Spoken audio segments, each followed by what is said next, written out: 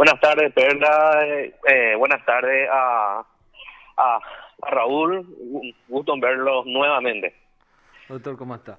Queríamos saber un poco con respecto a qué opina sobre la decisión que se dio hoy en la sentencia dictada en el juicio oral con respecto a la pena.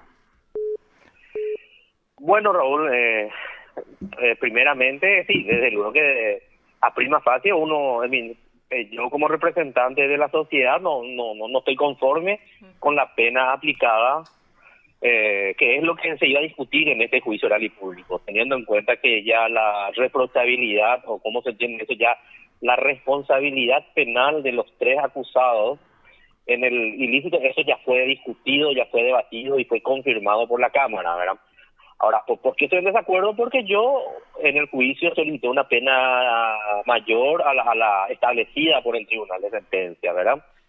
Obviamente que el veredicto, si bien los argumentos de la sentencia posteriormente serán otorgadas a las partes, sí existió una explicación por parte del tribunal en donde, como siempre lo hacen, ¿verdad? Adelantan verbalmente las razones de su decisión, ¿verdad? Es cierto, ellos en el juicio, uno de los miembros argumentó, ¿verdad? Que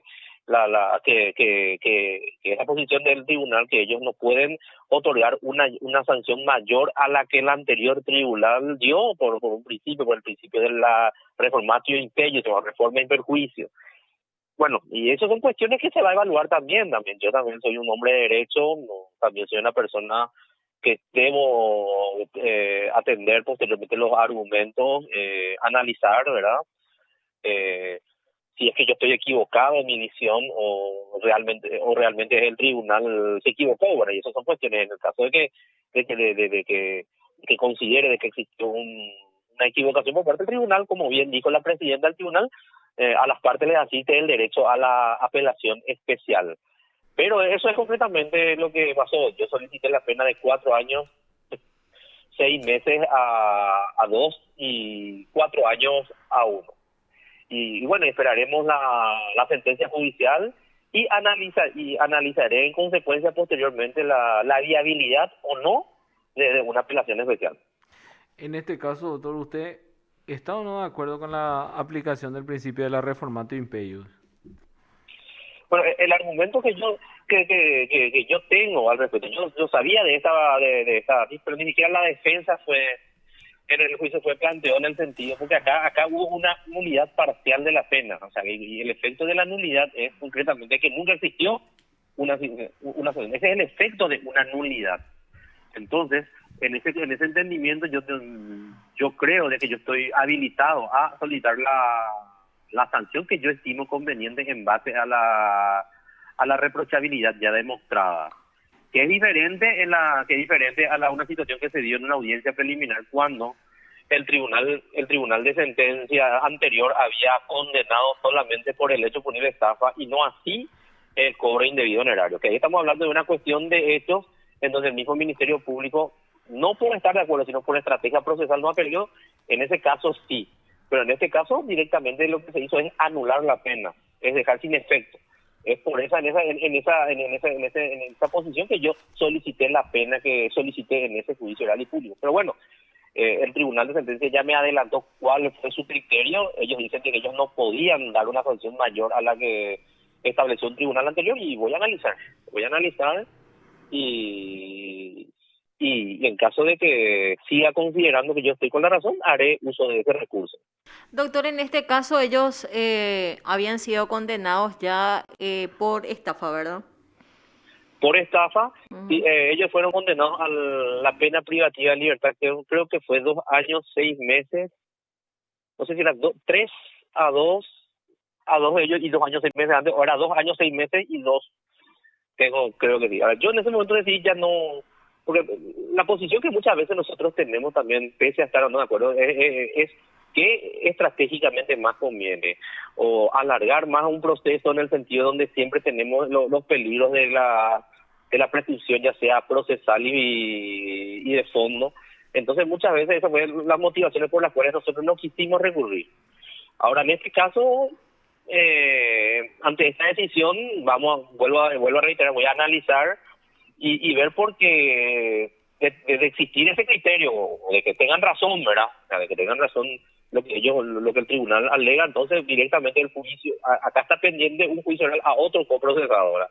Entonces yo, conforme a decisiones anteriores, entonces yo me vería limitado a establecer la pena que yo considere pertinente. Pero sí, sí. Doctor, para confirmar nomás, Reinaldo Chaparro había sido condenado a 3 años de cárcel y Neri Franco y Lucio Romero fueron condenados a 2 años y medio de cárcel por el anterior tribunal. Así fue. Gracias, Raúl. Y el criterio que yo sostuve, ¿verdad? En realidad yo en ese momento al que yo vi, porque nosotros pues debemos basarnos para proponer o solicitar una pena que al final es el tribunal el que tiene esa facultad de otorgar la sanción justa, ¿verdad? En el sentido de que en base a ciertas reglas establecidas en el artículo 65 del Código Penal.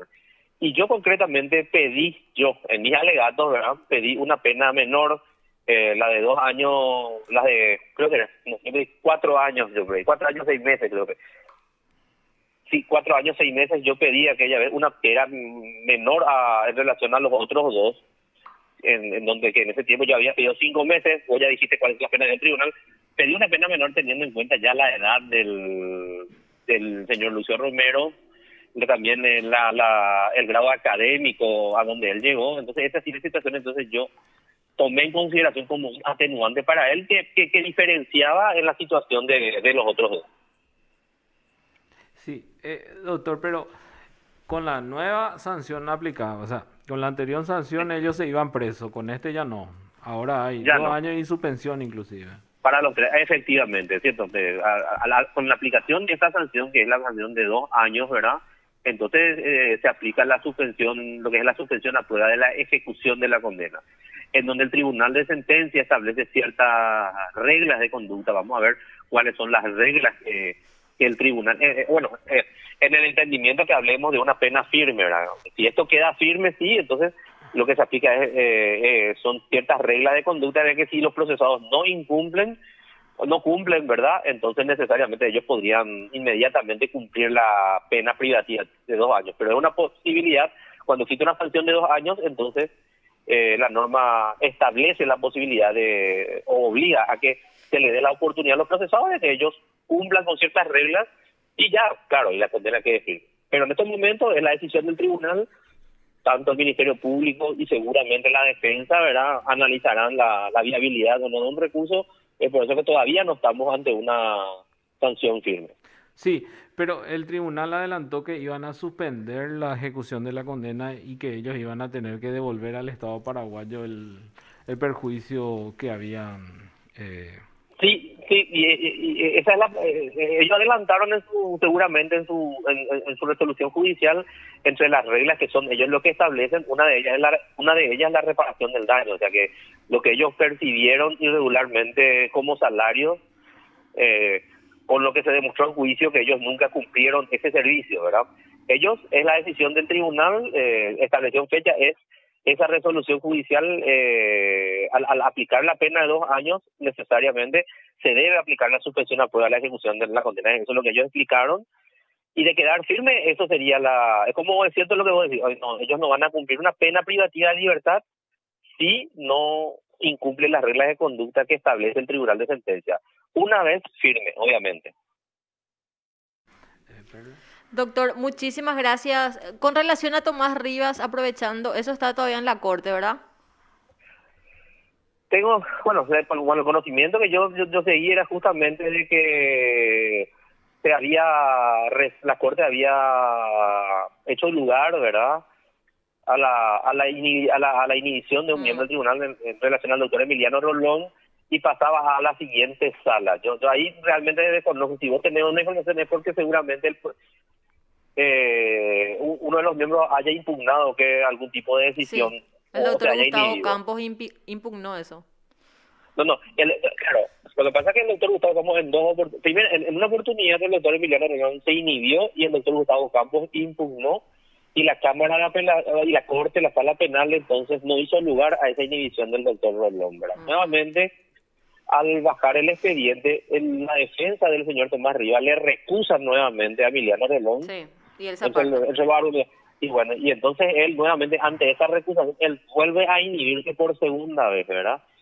Y esa segunda inhibición es impugnada por el doctor Gustavo Campos. Sí. Pero en esa decisión, ya como te dije, entonces la Corte entonces ya hace lugar a esa inhibición.